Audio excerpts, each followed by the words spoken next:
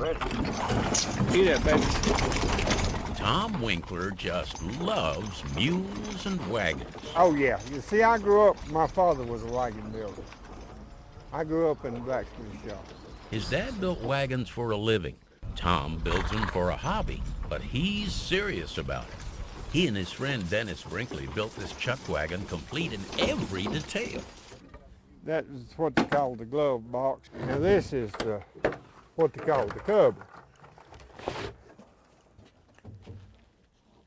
And that makes your table. While the chuck wagon is fully functional and designed to be used on wagon trains and rendezvous, his pride and joy is a genuine Concord Stagecoach. They was built in Concord, New Hampshire. Most of them was built for Wells Fargo. Even back then, they had fully upholstered, leather-covered interiors, beautiful decorative work throughout, and believe it or not, the very latest high-tech suspension system. Well, this is an 80-foot piece of leather, just threads backwards and forwards. They used to have these nicknamed as the Rocky Horse.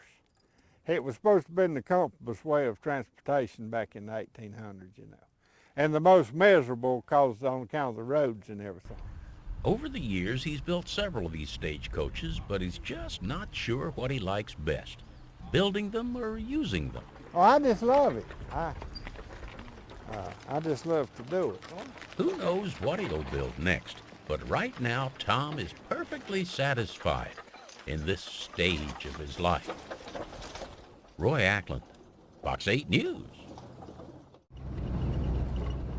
Andretta is driving his dream car. It's a 1961 Ford Thunderbird. Oh, it's just like going back in time. It's like your 19-year-old kid again, you know, back in high school. And for him, it really is like going back in time. When he was a teenager, he bought one just like this, but gold-colored, for $350. when you were a kid in those days, it was just a ragtop, run-around type car. You didn't think anything of it. It was 9 years old. It didn't have, the reason I got so cheap is it didn't have reverse gear.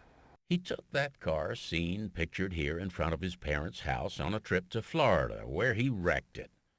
He sold the car, but he's wanted another one ever since. You know, I did like a Google, Yahoo search and just kept looking. And he found this car in California and bought it. Everything works and is in good condition, so the 32,000 miles on the odometer is probably correct. It's a gorgeous old car, and its value has appreciated, along with its operating costs. the way the gas is, I'm thinking about sitting out here and put a little coffee cup out there that says contributions appreciated. With its monster V8, this is surely no economy car. But for Andre, it's priceless. Just don't make them like this anymore. But that's okay. Andre has his dream machine now, and he plans to keep this one. Roy Ackland, Fox 8 News. In the community of Eli Whitney, there's a historical marker by the side of the road commemorating an event that's been happening since 1931. And just a look at the license plates in the parking lot gives you a hint as to what it is. Hey, how are you? Every first Thursday in April, they have what they call Uncle Eli's Quilting Party. It used to be a quilting bee, but now it's a quilting party. It was a social event to get the people to come together, have something in common. We're going to shift this one down.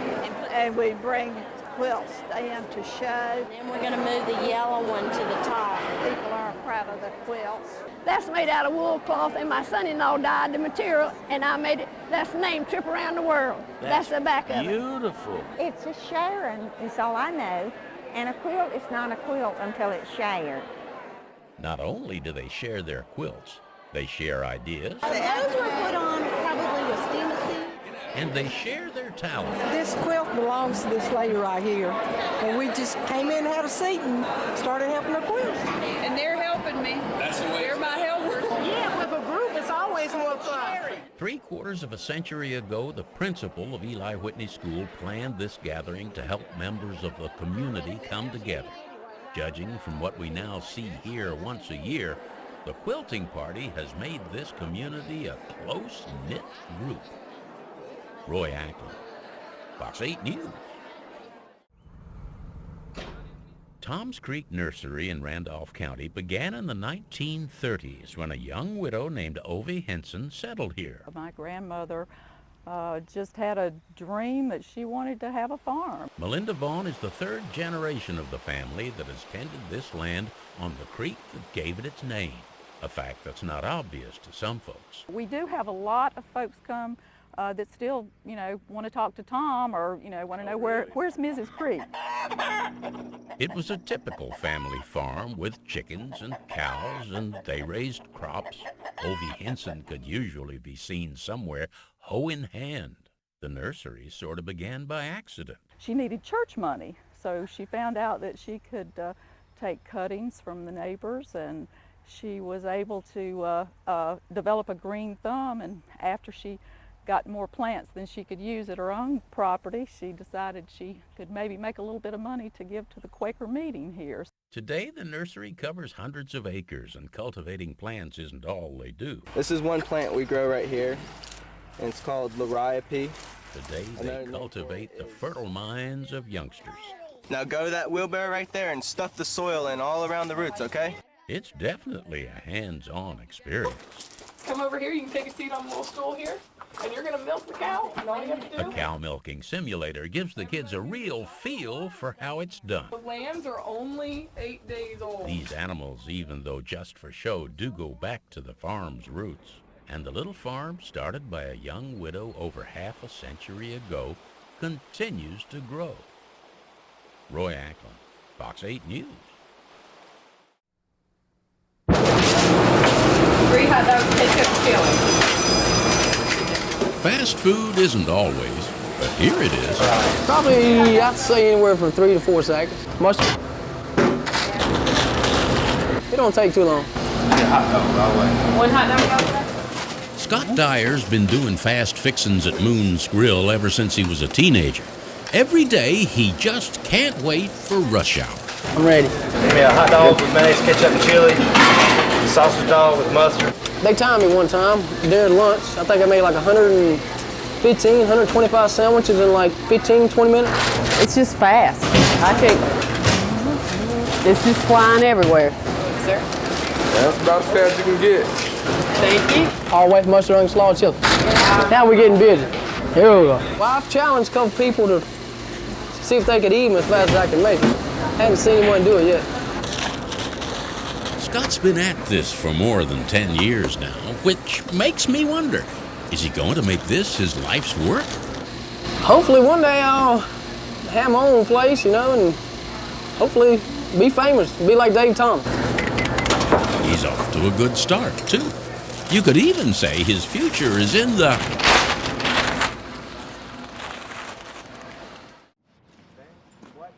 Not far from Blowing Rock is Traditions Pottery. And inside at the wheel, you'll very often find Patrick Rowe. I always look forward to going to work every day. But he doesn't just come to work here every day. Patrick travels from one pottery to another plying his trade. An itinerant potter, an independent contractor, if you will. Make anywhere from 50 to 200 pieces a day. Patrick's quite rare in the pottery business. He doesn't own his own pottery at all. Well, for me, it's the part I enjoy most about pottery process is throwing. And so I've just got a pretty good head for it, I guess. It's what I'm best at.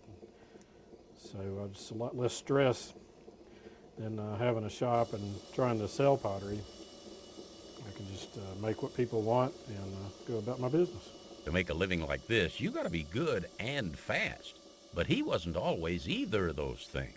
The very first day I worked as a production potter, at that time I was making 50 cents a pound. And the very first day I worked 8 hours and I turned 25 pounds of pots. So I made $12.50 for the first day. And I thought, well, I've either got to quit or I've got to get better or else I'm going to starve to death. So, but within a couple weeks I was doing a lot better, so. He says that one day he might consider settling down and having his own pottery. But for now, he'll just take his turn. Roy Ackland, Fox 8 News. The sign by the side of the highway leads you to believe that if you stop, you'll find Matthew Comer working with his hands. And that's exactly what you'll find. I buy logs and red oak logs and split them just like you're taking flat firewood and splitting it. Once he has the wood split into a more manageable form, he takes it inside an old building once used for grain storage. There, he skillfully makes it into something more recognizable. In this case, a chair. It's the way chairs should be made. The legs are shaped with the use of a draw knife and a shaving horse, the way it's been done for hundreds of years. I don't try to make them perfectly round. I want to leave I guess you'd call it my fingerprint on them. Yeah. I don't want them to be perfect. I want them to be handmade. The finished product may not be perfect, but it is a thing of beauty and designed to be as functional as it is beautiful. This is one of my chairs that I make quite often. I call it a dining room chair. This would be a side chair. Of course, you can see that all the backs are steamed and bent. The legs have a little curve to them. For comfort. Matthew makes all kinds of chairs, different sizes and styles, including rocking chairs, of course. He also makes beautiful tables and chests. Anything just as long as it's wood. For me, building it is part of my enjoyment, and then if somebody else sees it and wants it, that's the rest of the enjoyment. So the next time you pass through North Iredell County and get the urge, stop by and see Matthew Comer. He'll be enjoying himself. Roy Ackland, Fox 8 News.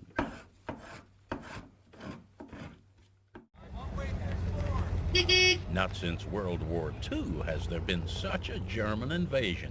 This is Every Bus, and this is a gathering of people who like Volkswagen campers. We have vehicles here that were built as early as 1955 and as recently as 2003.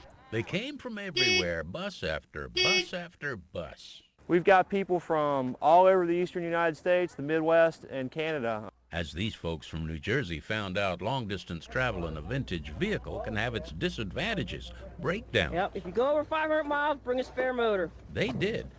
There it is. And changed it out right here in the parking lot. These old buses are amazing, especially the campers, with a ceiling high enough to accommodate a 7-foot man. Yeah, I can stand in here. It's easy.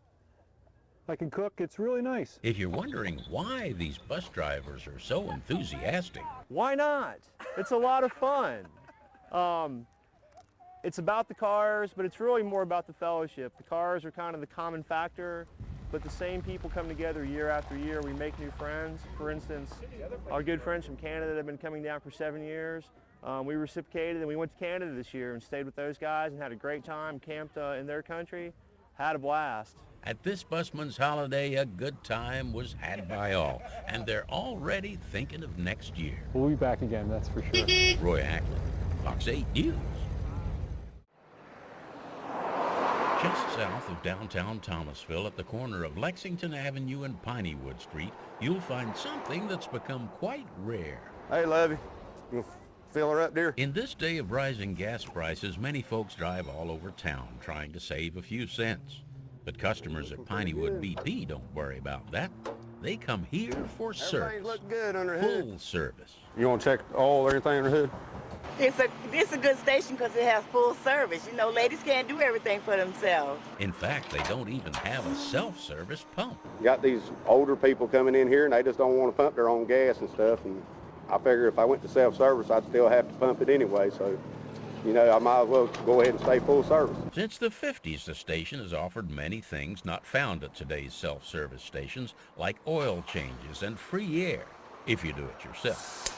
And it was air that first brought Wade Luck here. I'm about 12 years old and come up here on my bicycle and fix flat tire. And man walked up and asked me if I want to make a 50 cent or so. And I said, yeah. That was in the early 70s, and he's been here ever since. Never would have believed it. In 1992, Wade took over the station when the original owner, Arthur Myers, died. His name still hangs over the door.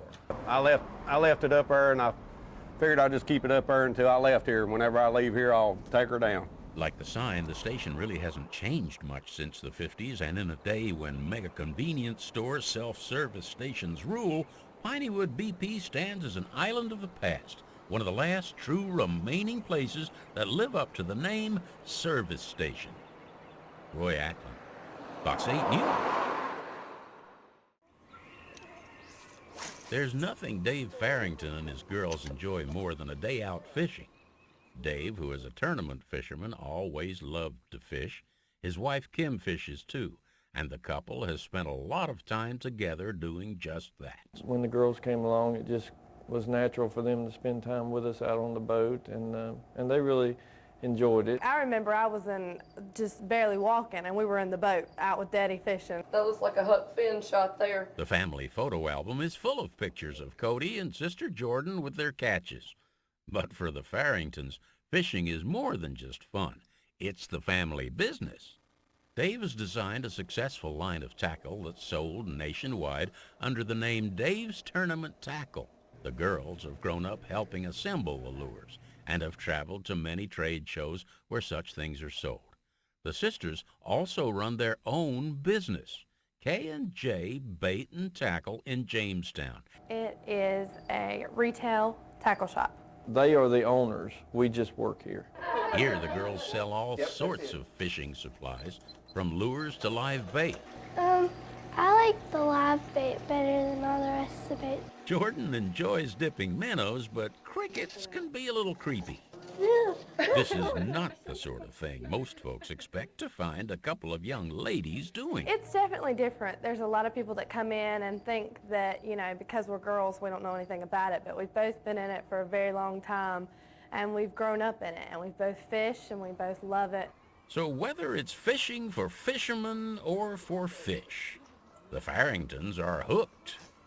Roy Ackland, Fox 8 News. You tell Mike McMullen to go fly a kite, and he'll say, sure, why not? Generally, you only see people do it when they go on vacation and they go to the beach where you got the shore breezes. But, you know, it takes what we call wind junkies that'll fly it year-round, you know, any chance that they can get to fly a kite. And Mike is definitely one of those. One year I know that I kept a log and I flew at least once a week for 52 weeks of the year. He's a member of the American Kite Flyers Association and travels all over the country for competition as well as recreation. And as a rule, he doesn't travel alone. The bear's name is Flyer, and he's jumped in 7 states and 2 countries. And I attach him to the line with a downrigger release, and the kite pulls him up. And then when I yank on the line, bear in the air, it'll open up his rig and he'll parachute back down to the ground. Obviously, Mike enjoys flying his kites. He's got all kinds of them, different colors and shapes, and he says it's a relaxing thing to do. It's much better than golf. Golf, you always got to keep your head down. This way, you're always looking up. So, and the other thing is, it's better than fishing because you always got something on the end of your line. You can basically let all your stress go right up that kite line and fall off the end. I suppose you could say the more kite string you let out, the higher your spirits will soar. Roy Ackland, Fox 8 News. It's quite understandable that people get their feathers ruffled about gas prices nowadays. But at the Shell station in Madison, they've got something to crow about. While some stations advertise a tiger in your tank, here they've actually got a rooster at the pump. Oh, we just called him Fred or Red or whatever. The rooster just showed up one day, and they started feeding him just to keep him away from the road. You just couldn't get too close to him. He's sort of wild. But the more we feed him, see, the more he'll come around and gets a little closer and closer. Now they had Fred eating out of their hand, literally. He loves that peanut butter. Give him some peanut butter the other day on a cracker, and there's a whole lot of peanut butter on it, and he got where he couldn't hardly open his bill. Most customers are happy to see the little rooster, but some are not so sure. And a lady walked by. She was writing a check for gas, and he was right there and crowed. Oh, I'll tell you what, she just broke out in the chill. The bird does have a wicked-looking set of spurs on him, but these folks say he's quite harmless, and they're very protective of him. A dog come flying up there one morning, and the chicken was hollering, and the feathers was flying, and the dog was yapping. He come around through here, and I got a piece of pipe and threw it to the dog. He left, and he got all of his black feathers out of his tail but one. Fred's tail feathers grew back all right, but he's still a little leery of any dog, even those confined to an automobile. I guess you could say Fred's got it made here. They spoiled him rotten. Maybe that's why the chicken crossed the road, to get to the Shell station on the other side. Roy Ackland, Fox 8 News.